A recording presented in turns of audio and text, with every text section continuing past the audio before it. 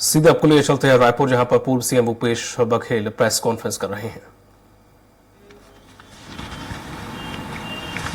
4 मार्च से एफआईआर की कॉपी है, इसमें 4 मार्च लिखा गया है और आज रविवार के दिन 17 तारीख को दिल्ली से इसे प्रकाशित किया जाता है। रायपुर से नहीं, एफआईआर तो रायपुर में दर्ज हुआ, तो फिर 13-14 दिन तक क्या करते रहे। जैसे कि आप सब जानते हैं कि लिकर में और दूसरे कोल में सब एफआईआर दर्ज हुआ और तत्काल उसको वेबसाइट में डाल दिया गया। इसे क्यों नहीं डाला गया? दूसरी महत्वपूर्ण बात यह है कि ये जो महादेव ऐप है, इसके बारे में कम से कम रायपुर के और छत्तीसगढ़ के पत्रकार भली भांति परिचित हैं, क्योंकि अनेक बार इसके बारे में आप सबसे मैंने चर्चा कर ली है। 2022 में इसके खिलाफ हम लोगों ने एफआईआर दर्ज किया। पहला एफआईआर दुर्ग में, फिर रायपुर में, बिलासपुर में, अन्य जगहों में करीब 72 एफआईआर दर्ज किए गए और इसमें लगभग 450 गिरफ्तारियां हुई। उड़ीसा में, बंगाल में, अन्य प्रदेशों से भी गिरफ्तारियां हुई। इसमें बहुत सारे गैजेट्स, मोबाइल, लैपटॉप गिरफ्तारियां हुई, राशि भी पकड़े गए। और ये भी 2022 में, क्योंकि जो जुआ प्रतिषेध अधिनियम है वो बहुत लचीला था, उसे कड़ा बनाने के लिए हमने विधानसभा में इसे बिल भी लाया, पारित भी कराया और लागू भी की।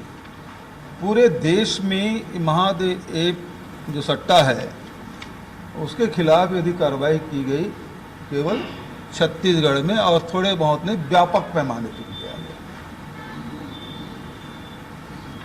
और इसमें 1000 से अधिक खाते सीज किए गए, 200 से अधिक एटीएम कार्ड जब्त किए गए।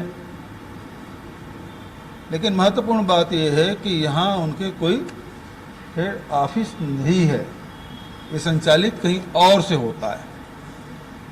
इस बीच में रवि उत्पल और सौरभ चंद्राकर के खिलाफ लुकआउट सर्कुलर भी हमने जारी किया। ये विदेश में थे, इसको पकड़ के लाने की जिम्मेदारी भारत सरकार की थी, उन्होंने पकड़ा नहीं, बल्कि चुनाव आते आते इसमें कहानी में ट्विस्ट लाने के लिए शुभम सोनी का एंट्री होता है। अभी तक उसके पहले तक ये तो यही था कि रवि उत्पल और सौरभ चंद्राकर दो ही उसके डायरेक्टर हैं, लेकिन अचानक शुभम सोनी आते हैं और उन्होंने एक वीडियो जारी करता है जो भाजपा के कार्यालय से जारी होता है, ईडी कार्यालय से नहीं। और इसी बीच में आपने देखा होगा असीम दास नाम के व्यक्ति दुबई जाता है, वापस रायपुर आने के बाद किसी होटल में उसको पकड़ा जाता है राशि करोड़ों रुपये के साथ।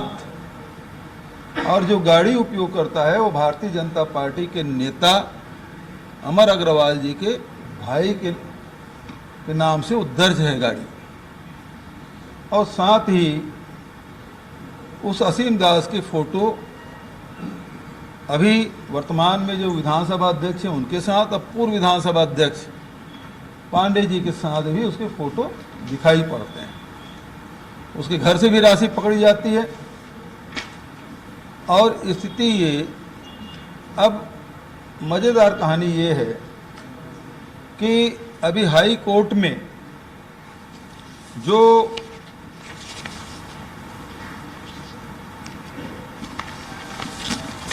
काउंसलर जनरल जो दुबई के हैं, उन्होंने हाई कोर्ट में ये अपना बयान दर्ज कराया है जिसमें वो साफ इनकार करते हैं कि शुभम सोनी जो काउंसलेट जनरल के सामने उपस्थित होकर बयान दिए हैं उसे वो साफ इनकार करते हैं, जिम्मेदारी नहीं अपनी जिम्मेदारी वो नहीं लेते। उन्होंने लिखा है consulate general of India Dubai does not accept any responsibility for the contents of